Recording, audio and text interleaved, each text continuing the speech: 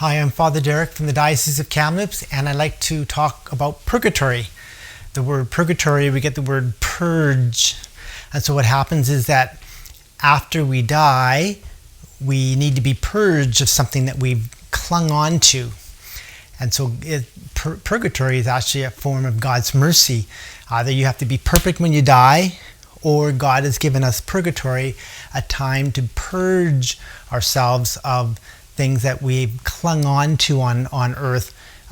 For example, if we hold on to resentment or unforgiveness, a grudge, greed, or we're lazy, or we keep lying or stealing. And so what happens is supposing I hold on to a resentment towards somebody else, so that when I wake up in the morning, it's almost like I have my spiritual hand around that person who maybe hurt me for whatever reason, and I hold a resentment. So I spiritually have my hand around that person's neck, say, "You owe me, buddy." And then the next morning I get up and I think of that person again, and guess what? My hand's around his throat again. "You owe me, buddy."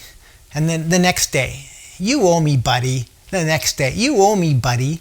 And then week, after month, after years, after decades. And after, what happens is my hand starts to get formed and it hardens in that particular way. So spiritually, I have this person by the throat, and I become my worst own enemy because I'm making my own purgatory. And so what happens is, at the end of life, I end up walking to the gate of heaven, and I got this person with my hand around his throat, and God says, "Well, what you got in your hand?" Oh, I go, I'm holding a resentment. And God says, "Well, why don't you just let go?" And I say, "I can't, because I've formed myself." So God could, if he wanted, take a hammer and smash my fingers and I would let go. But God is so gentle and loving, he gives us time to be purged of it. So what will happen is that he will tenderize each and every little finger and kind of loosen them up so that I can let go, be purged, and just let the fingers go. And then after a while, I can let go, and I'm free. I'm being purged. So the longer we hold on to our grudge or unforgiveness or greed or whatever it is, the longer our purgatory. And so when we are in purgatory, which is a form of mercy for us from God, and we are like in quicksand.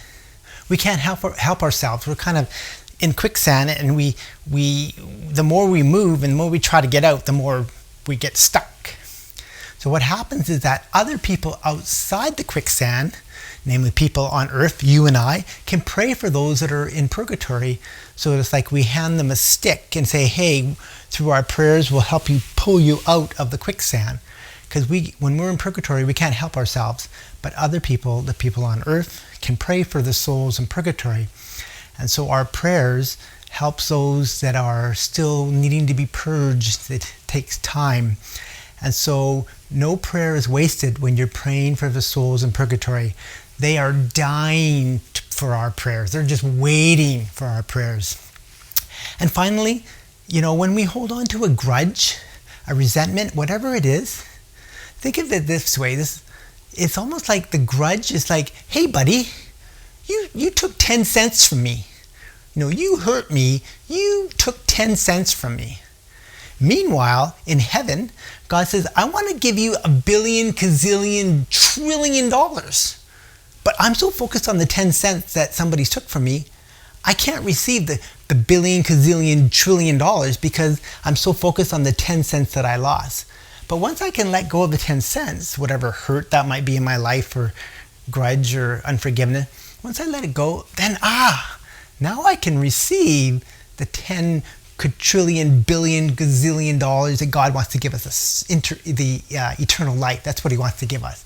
But we got to let go of the grudges, and that we need to be purged. That's why we have purgatory.